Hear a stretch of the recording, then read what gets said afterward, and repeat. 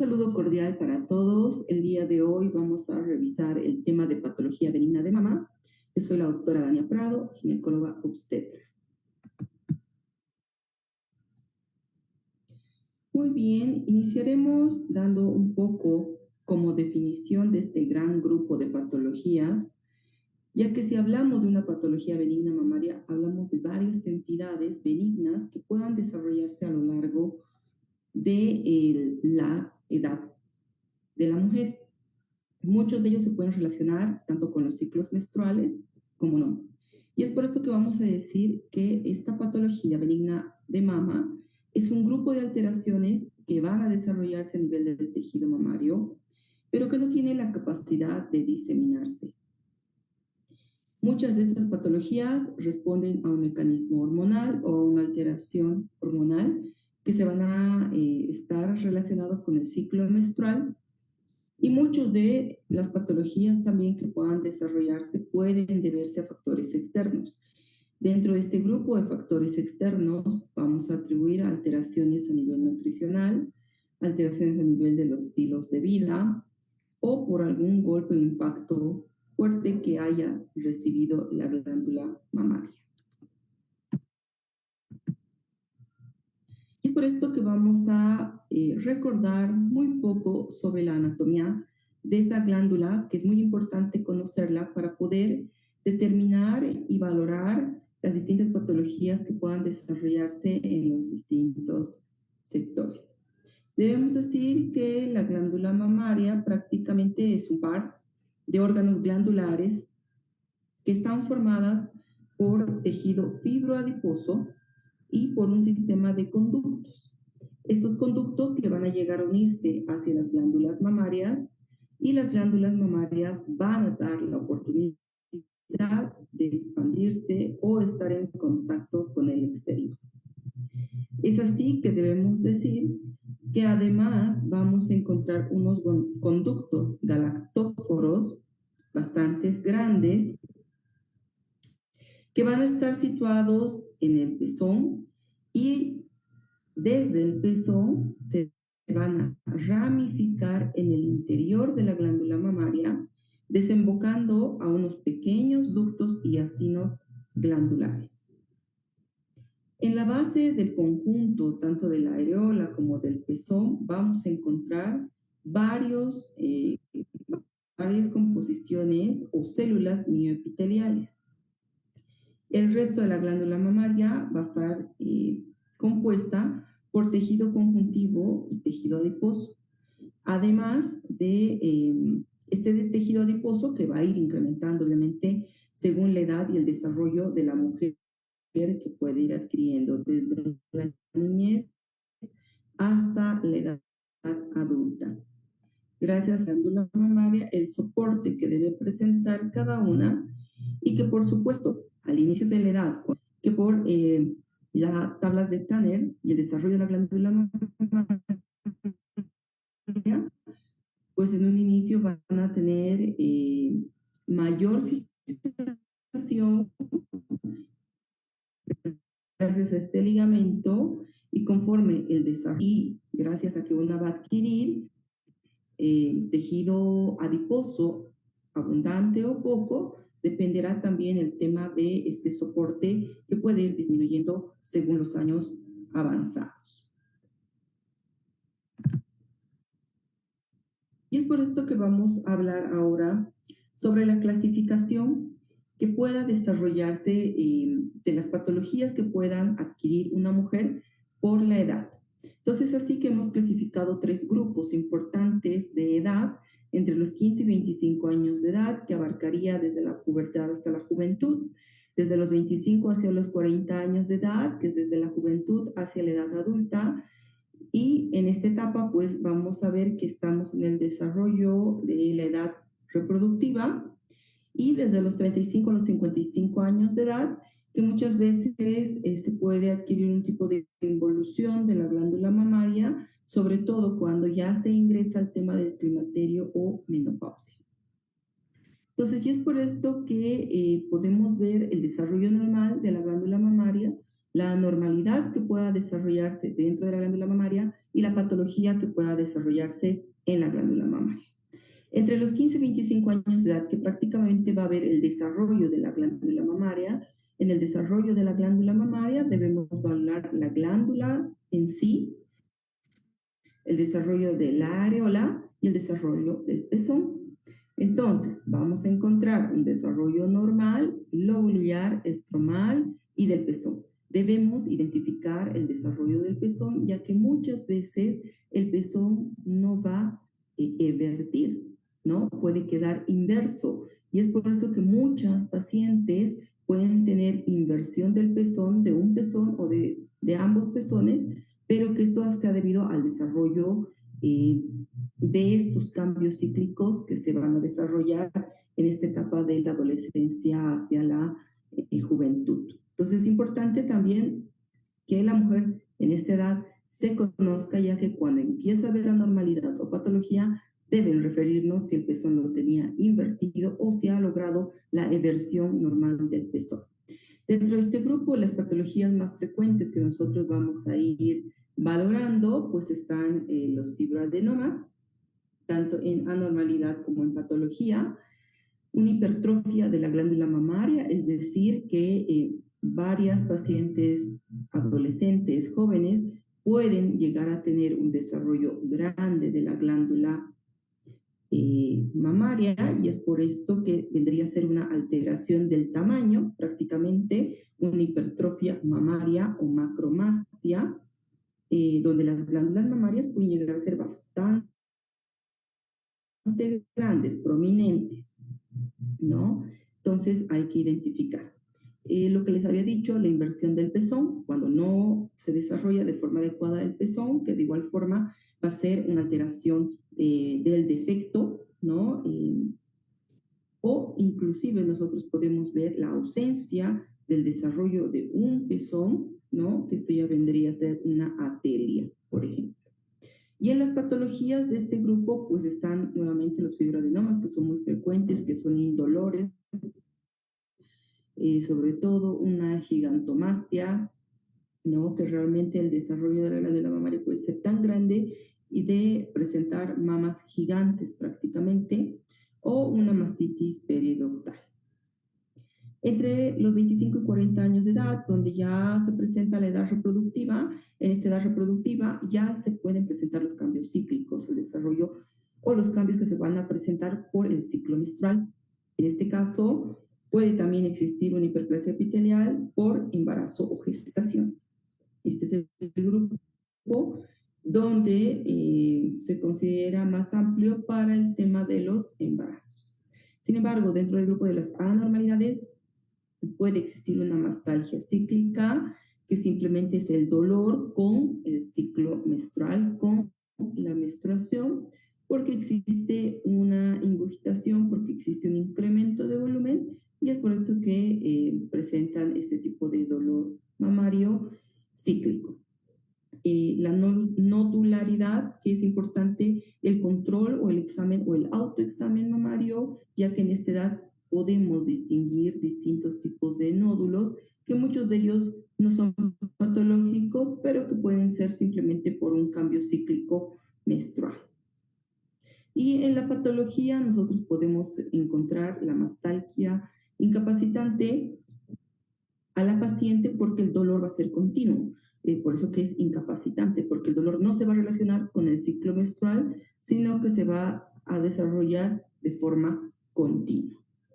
Y entre los 35 y 55 años de evolución, de edad, perdón, donde ya puede existir una involución de la glándula mamaria, depende mucho de las alteraciones que puede existir. Ya va a haber una involución lobular, una involución ductal.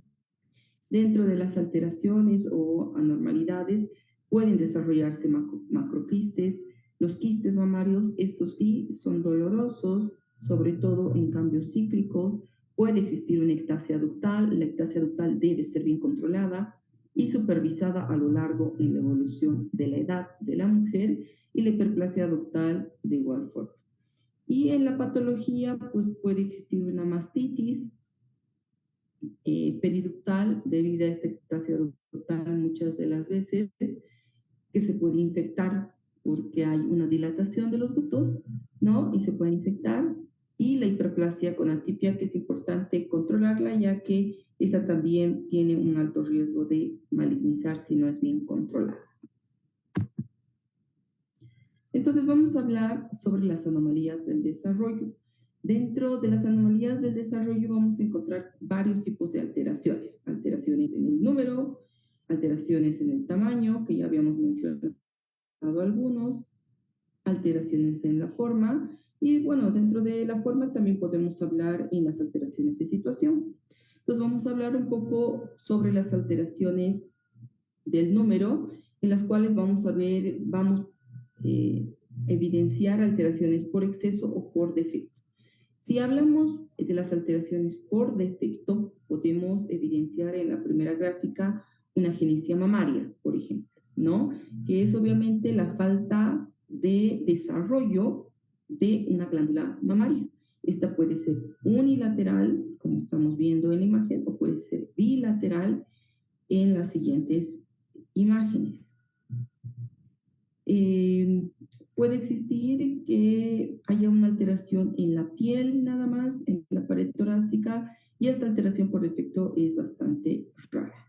La mastia, que también es que existe una sola areola y un solo pezón.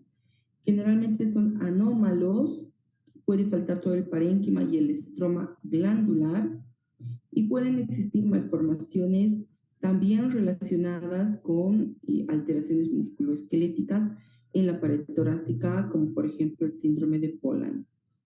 Y la atelia, que es la falta de uno o de ambos pezones o de una o ambas areolas, como vemos en la tercera gráfica. Las alteraciones por exceso, en este grupo vamos a encontrar la polimastia, ¿no? Que es las mamas supernumerarias, como ustedes pueden observar en esta gráfica, ¿no? El desarrollo de mamas supernumerarias, que muchas veces estas, cuando hay temas de gestación, también van a presentar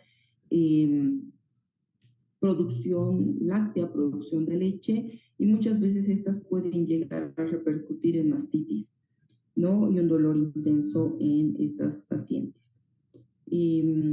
La politelia, por ejemplo, en la siguiente gráfica, ¿no? Que es el exceso en el desarrollo de pezones, o el exceso en el desarrollo no solamente del pezón, sino también de la areola, ¿no? Se las considera como accesorias o aberrantes, ¿no? Estos son los tipos de alteraciones que puedan desarrollarse por el número.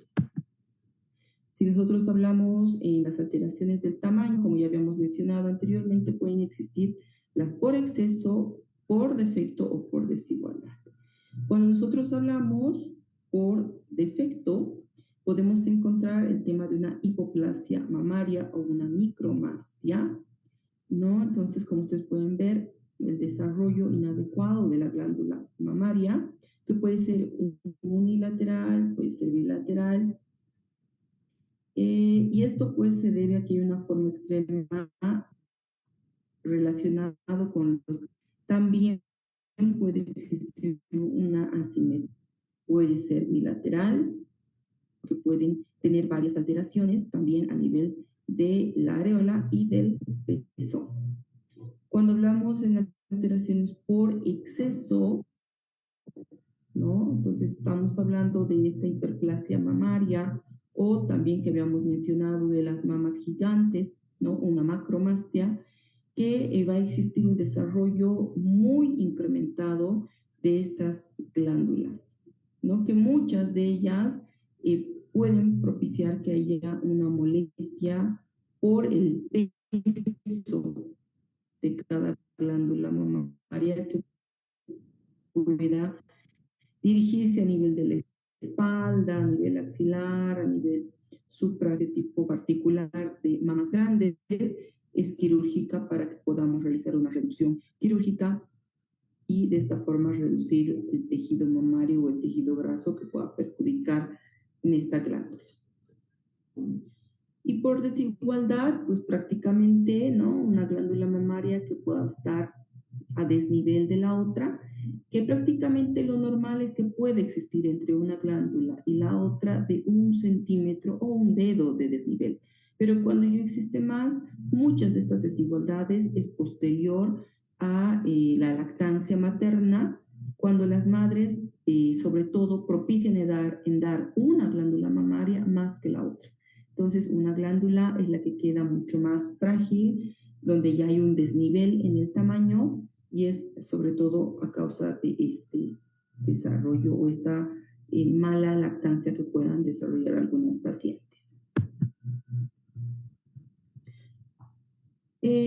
También existe una clasificación sintomática, es decir, por los distintos síntomas que puedan presentar las pacientes, y evidentemente cada patología va a tener un cuadro clínico específico en el desarrollo y el control de la glándula mamaria.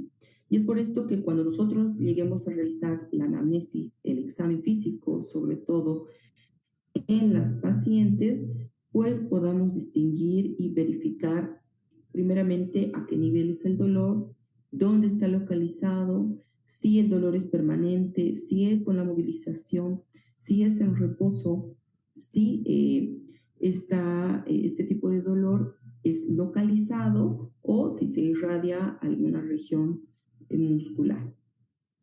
La presencia de tumoraciones o masas que puedan detectar las pacientes, ¿no? Muchas veces no las detectan, no las tocan, pero pueden evidenciar al verse al espejo muchas veces como este desarrollo, este desnivel con el puntero que les estoy mostrando, que ya visiblemente nosotros podemos ver que hay un desnivel o una alteración o un abultamiento a nivel de la glándula mamaria. Entonces son tipos de tumoraciones o masas que puedan desarrollarse.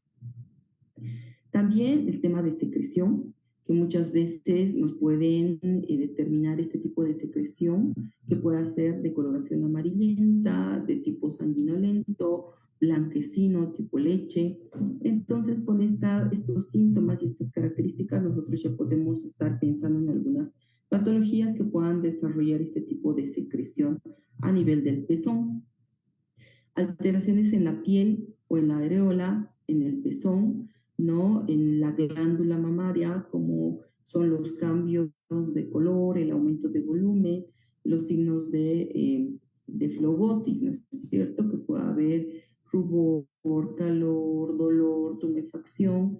Entonces debemos distinguir qué tipo de patología, si la paciente está dando de lactar, no está dando de lactar, estos cambios en la piel que tienen en el tamaño, si es en ambas glándulas mamarias o es en una sola glándula mamaria. Y es por esto que nos va a permitir poder evidenciar y discernir las distintas patologías que vamos a ir revisando posteriormente.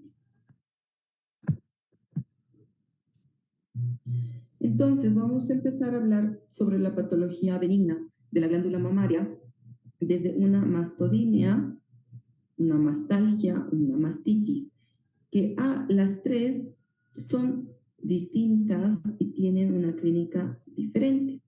Cuando nosotros hablamos de mastodinia o una mastalgia, debemos hablar que hay procesos inflamatorios de las glándulas mamarias. Dentro de estos procesos inflamatorios en las glándulas mamarias hay que discernir si son cíclicas o no cíclicas. Por ejemplo, la mastodinia, el dolor que va a presentar es un dolor mamario cíclico, es decir, que está relacionado con el ciclo menstrual y la menstruación. Puede ser premenstrual, 1 o 2 días premenstruales, o puede ser con la menstruación. La alteración de este tipo de dolor cíclico pues va a estar porque existe un incremento sobre todo de los estrógenos, y evidentemente la progesterona también va a estar elevada, esperando que exista una fecundación. Sin embargo, cuando no hay fecundación, cae la progesterona y los estrógenos, y por lo tanto el dolor cíclico va a ceder con la menstruación. A diferencia de la mastalgia, que es un dolor mamario no cíclico, Este dolor, al no ser cíclico, es decir, que no se encuentra relacionado con el ciclo menstrual. Y existen varias causas que puedan propiciar que haya un dolor en la glándula mamaria, que pueda ser de origen mamario directamente, que puede ser de origen psicógeno, ¿no? Y también por contigüidad, es decir, a veces hay lesión a nivel de los músculos pectorales por alguna actividad física, un esfuerzo físico, un mal movimiento, un impacto, un golpe, una caída, que va a propiciar que se inflame el músculo y al estar inflamado el músculo, pues pueda irradiarse el dolor a nivel de la glándula mamaria. Normalmente estos cambios son postmenopáusicos. Dentro de los grupos o el grupo de los procesos inflamatorios, pues nosotros vamos a ver varios tipos. Como quizá, cuando nosotros hablamos sobre el problema de la galactoforitis, debemos decir que no es nada más que la inflamación. Pueden deberse a distintas de inflamación de estos conductos galactóferos, que puede ser de tipo bacteriano, químico. Pues bien, a la galactoforitis pues se la conoce como un absceso subareolar recidivante o comedomastitis. Puede existir temas de fístulas, como ustedes pueden ver en este tema de conductos o esta infección a nivel de los conductos. Se desarrolla sobre todo en mujeres jóvenes y en edad media. No tiene relación, por si acaso, con temas de lactancia, ¿no? La alteración va a deberse a nivel retroareolar en estos trayectos de los ductos o de los conductos, donde va a existir una sustitución o un cambio del epitelio cilíndrico a un epitelio pavimentoso, formando escamas y como un comedón. Entonces empieza a infectarse, a producir cuadros inflamatorios agudos y va a empezar a presentar una supuración, que puede ser por el pezón, ¿no? O puede ser por las fístulas que se están desarrollando. El tratamiento prácticamente va a ser quirúrgico, donde nosotros realizamos una limpieza importante, un drenaje importante a nivel quirúrgico, ¿no? Una vez que hacemos esta limpieza, esta evacuación de estos procesos infecciosos o supurativos infecciosos, pues nosotros debemos cerrar de una forma adecuada, iniciar antibiótico-terapia y controlar muy bien esta patología de la galactoforitis, porque puede existir recidiva, ¿no? Sobre todo si no la controlamos y si no hay un buen control antibiótico y una buena limpieza de la glándula mamaria. Bien, hablemos ahora sobre la mastitis aguda. La mastitis aguda, que es un proceso puerperal, sobre todo, puede no ser puerperal, pero sobre todo es puerperal. ¿Por qué es agudo? Porque se caracteriza por una reacción exudativa, es decir, va a haber una inflamación, va a haber una infiltración leucocitaria. Esta infiltración leucocitaria va a provocar que exista una inflamación de los tejidos, edema de los tejidos, aumento de volumen, como ustedes pueden observar en la glándula mamaria. Hay cambios de coloración, ¿no? Existen los signos de flogosis prácticamente en estas pacientes. ¿Por qué se da este tipo de infección? Pues ya habíamos dicho que es tema lactancia, entonces hay varias vías de diseminación, pero la primera puede ser canalicular, por las grietas que va a presentar durante la lactancia, ¿no? Entonces se puede infectar a nivel de estas grietas los ductos, los conductos galactóferos, y van a propiciar que exista una infección. El agente patógeno más importante ser Staphylococcus aureus, pero también puede estar otros. La clínica prácticamente pues se desarrolla cuando no se da la lactancia o se da de forma errónea el tema de la lactancia y no hay un control en la secreción también de la producción de la leche. Y cuando nosotros hablamos de una mastitis crónica, prácticamente ya va a haber una reacción mucho mayor, un proceso infeccioso. Se caracteriza por presentar un tejido de granulación con macrófagos, fibroblastos. Va a existir procesos exudativos, como ustedes pueden ver en la glándula mamaria. Ya se va a observar muchas veces la supuración de débito purulento a nivel de la glándula mamaria. Va a existir evidentemente dolor, rubor, tumefacción, ¿no? Alteraciones en la piel, en la coloración, y muchas veces el tratamiento prácticamente es quirúrgico porque tenemos que drenar el absceso, tenemos que drenar la infección y obviamente, entonces, para entender un poquito más sobre el tema de la mastitis, es importante conocer un poquito la patogenia de este desarrollo. Debemos decir cuando existe lesión a nivel de la areola o del pezón por grietas que puedan desarrollarse, ¿no? Va a existir un proceso infeccioso, un agente patógeno que va a ingresar a través de estas grietas, pero no solamente a través de las grietas que habíamos dicho que es la forma canalicular, sino que también puede existir un desarrollo a nivel de la sangre, ¿no? O también un proceso linfático.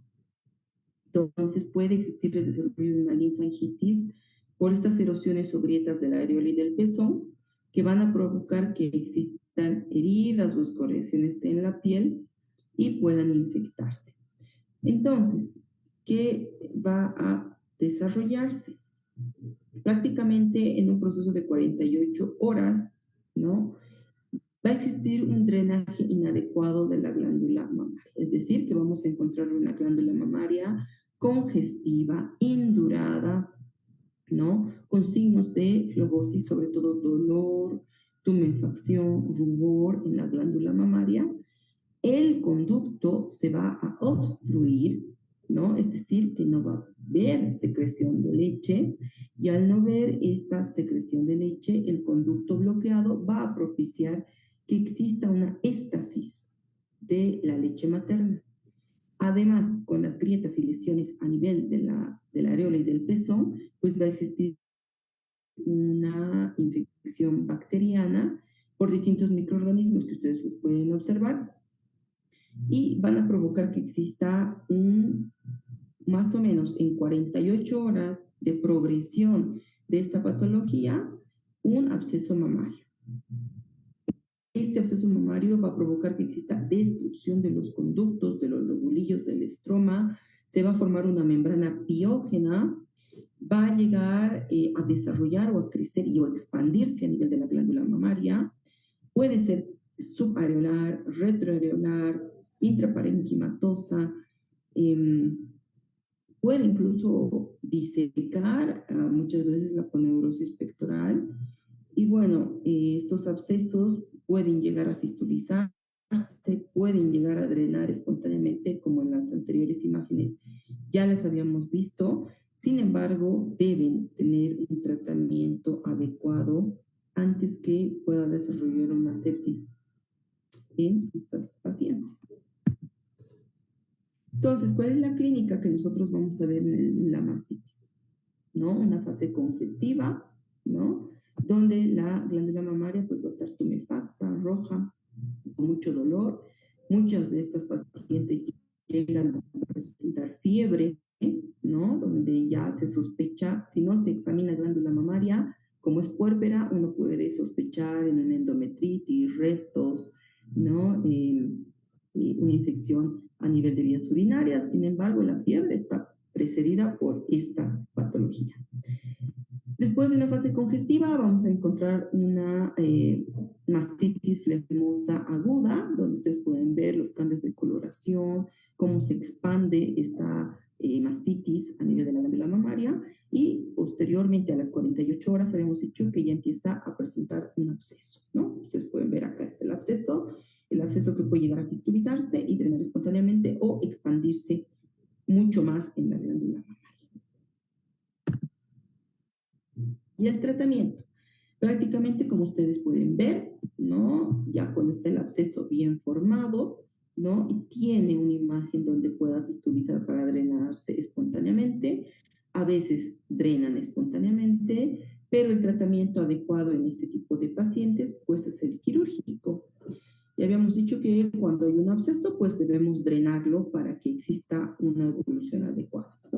Entonces, el drenaje siempre debe ser mediante una punción y vaciamiento, un lavado de este área quirúrgica después de drenar todo el débito purulento. Se puede enviar este débito purulento para que se haga una antibiótico-terapia, un estudio de un cultivo y antibiótico-terapia para ver si el tratamiento que nosotros estamos utilizando es efectivo y es sensible.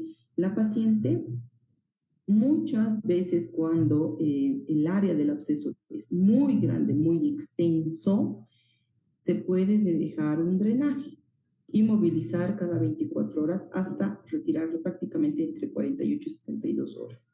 Pero si el absceso no es muy extenso y se ha podido drenar, lavar y limpiar de forma adecuada, pues directamente nosotros podemos cerrar la lesión e iniciar antibiótico-terapia tanto endovenoso como vía oral.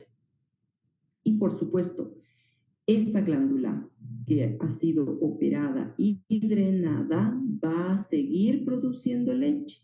Por lo tanto, el neonato deberá seguir lactando esta glándula mamaria, o por lo menos se deberá explicar a la paciente que deberá extraerse la leche a pesar del procedimiento quirúrgico que se haya realizado. Y dentro de la antibiótico-terapia más usada por nosotros, pues está la cloxacilina, la dicloxacilina, la clindamicina. Podemos asociar analgésicos y antiinflamatorios de los que ustedes tengan su mayor preferencia. Sin embargo, el primer día postoperatorio manejamos ketorol para que el dolor que ha presentado la paciente pues remita y al día siguiente poder cambiar a vía oral. La mastitis no puerperal puede deberse a varias afecciones, ¿no?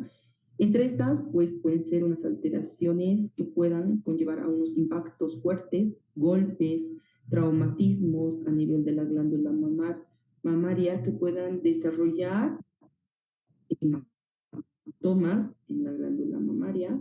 Estos hematomas van a ser de forma traumática, puede ser una alteración o diseminación de forma hematógena, subcutánea por presencia de cuerpos extraños, los famosos piercing, o una autorreinfección también puede diseminarse por la boca de la pareja, ¿no?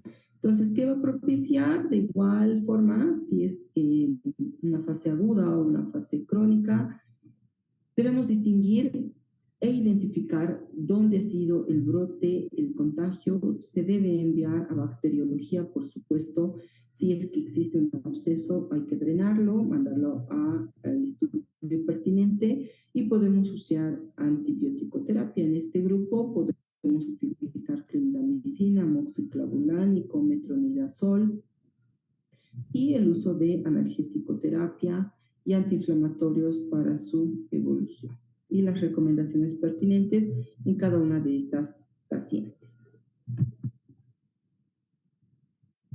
Bien, hablemos sobre otra patología importante como son los fibroadenomas. Los fibroadenomas prácticamente son tumores benignos, buenos de la glándula mamaria, que se desarrollan normalmente entre los 15 y 25 años de edad. El desarrollo de estos tumores Pueden ser en una sola glándula, puede ser en ambas glándulas mamarias. ¿Qué va a propiciar el desarrollo de esto? Pues que existe una hiperplasia lobulillar. Esta hiperplasia lobulillar, pues, se le identifica patológicamente sobre todo, ¿no? Donde va a existir una alteración de un fibroadenoma cíclico muchas veces. Es importante verificar a nivel de la clínica unas induraciones o masas o nódulos a nivel de la glándula mamaria, que es móvil, sobre todo es móvil y no es dolorosa. Por lo tanto, esta patología no presenta dolor, no desarrolla dolor. Por eso que es de estirpe benigna. Muchas de las veces se la identifica cuando se realiza el autoexamen mamario, ¿no? Y otra cuando se hace un control ginecológico, que es un hallazgo ecográfico que muchas veces se puede observar. El tamaño es variable, no hay un tamaño común, sin embargo, puede llegar a desarrollar tamaños bastante grandes, más de 10 centímetros, y obviamente los pequeños que se desarrollan desde 0,3, 0,5 milímetros, que estos son vistos simplemente por ultrasonografía. Debemos decir que esta patología se debe a que existen cambios hormonales, ¿no?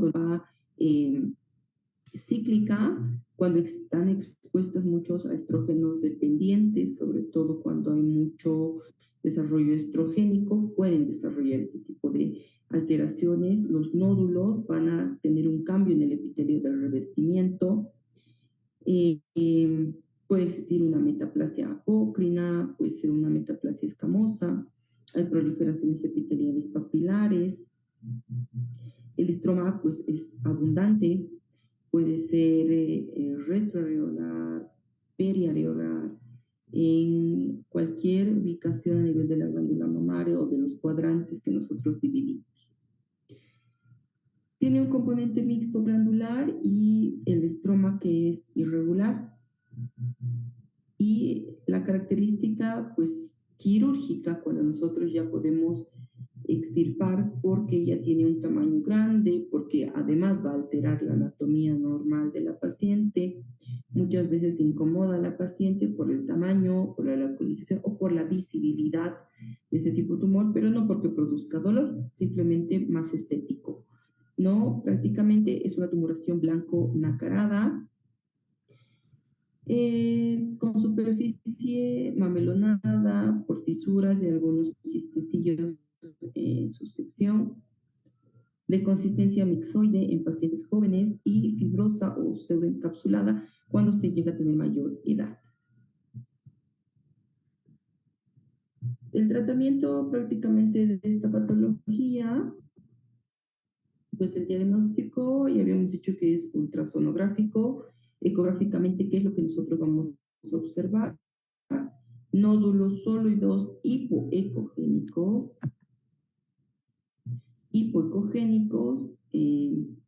donde se debe realizar pues la medición prácticamente anteroposterior y lateral de estos tumoraciones para ver su dimensión, para poderlos controlar, ¿no? Y están bien delimitados.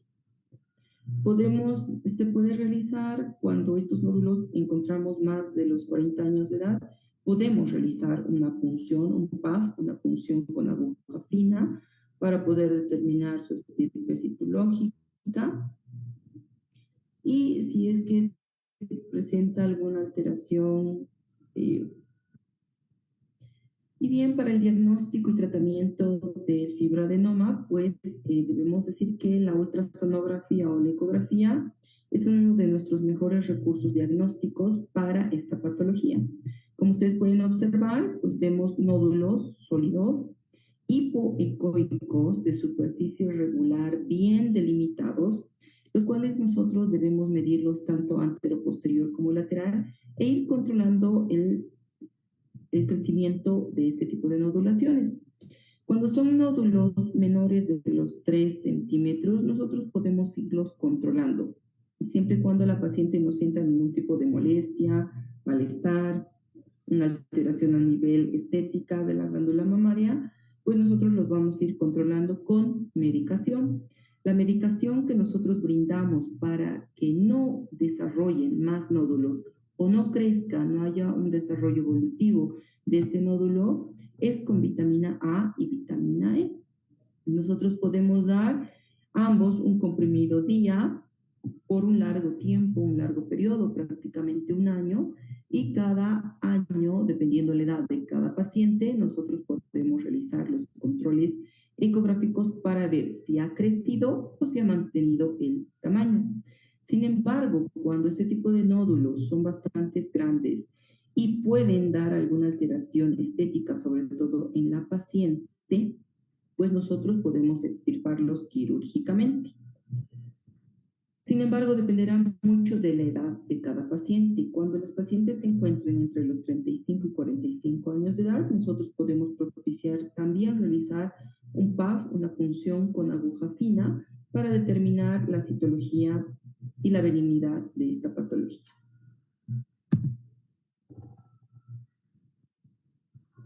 Bien, hablemos sobre la enfermedad quística de la glándula mamaria.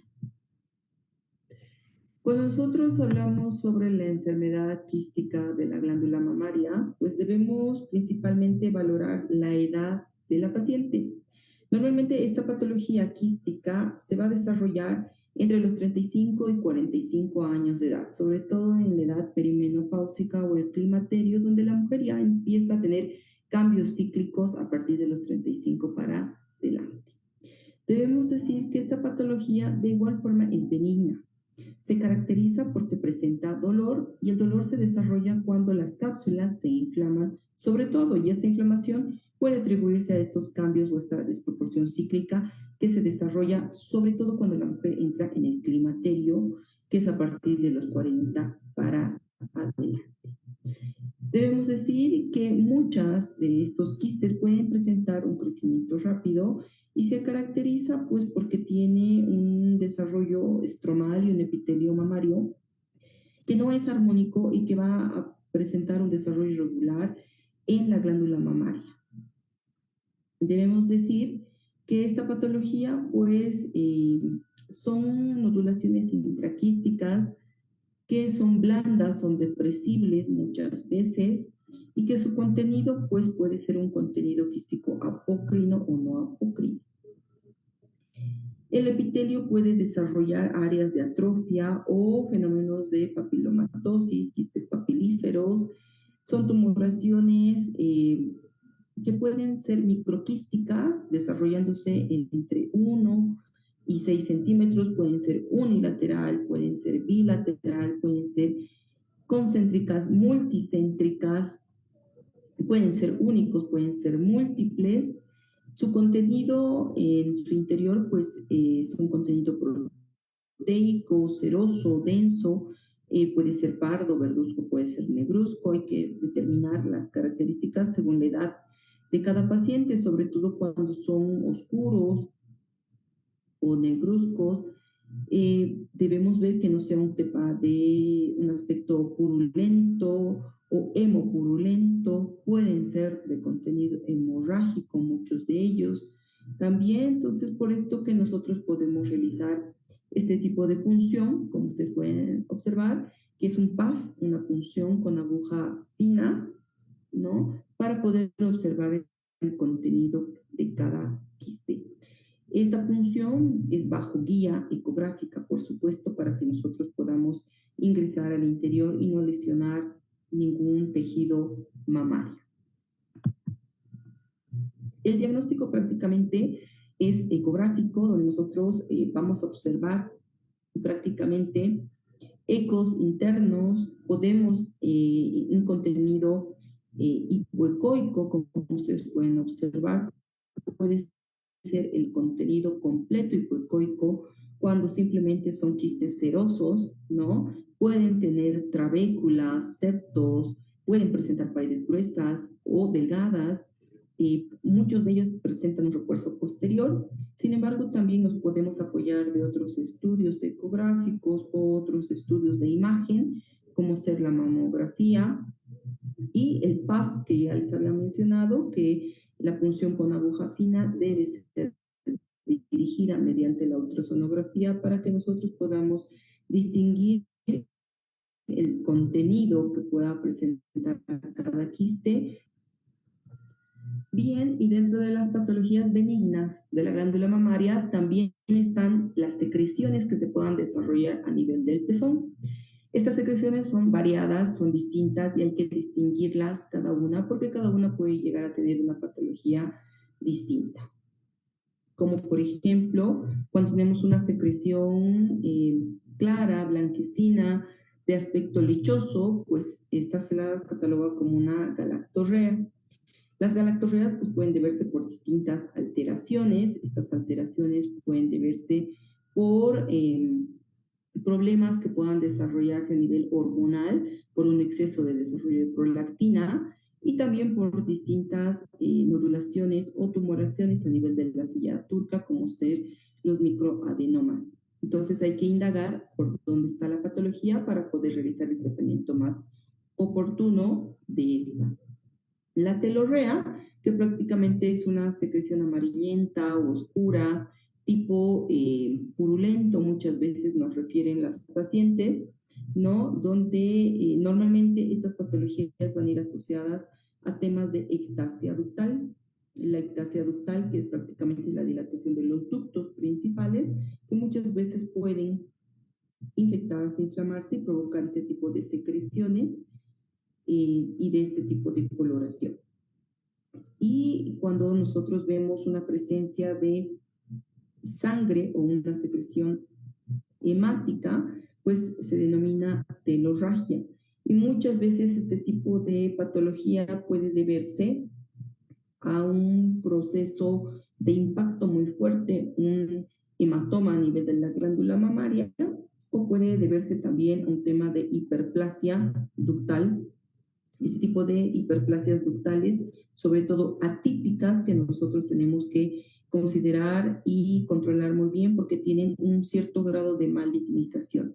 Entonces, de este tipo de pacientes sí, nosotros debemos realizar la punción fina con aguja fina, ¿no?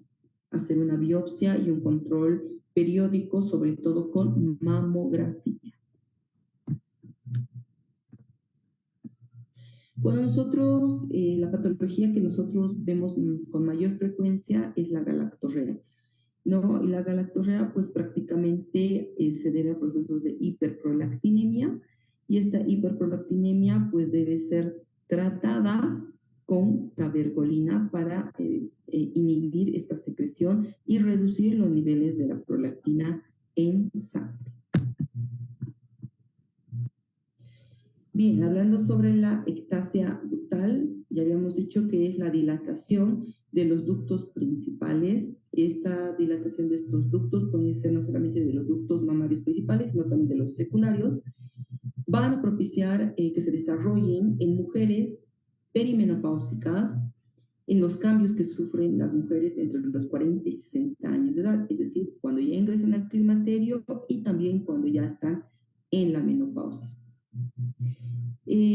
Van a propiciar que exista una fibrosis y una retracción del pezón.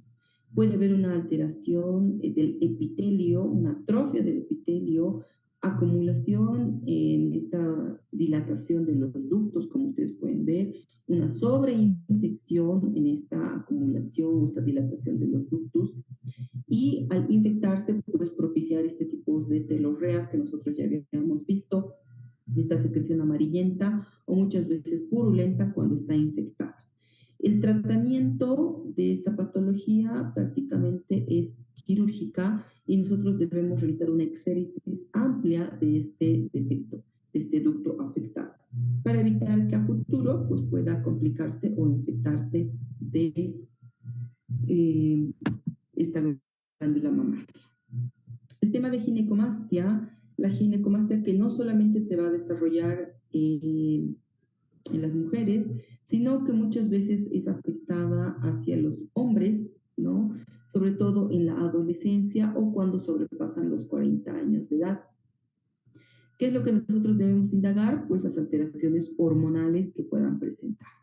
Y por supuesto el tema medicamentoso, sobre todo en los varones, cuando estos pueden inyectarse muchas veces hormonas, ¿no? Cuando quieran hacerse los cambios también de sexualidad, pues también hay que controlar el tema hormonal y los medicamentos que pueden utilizar.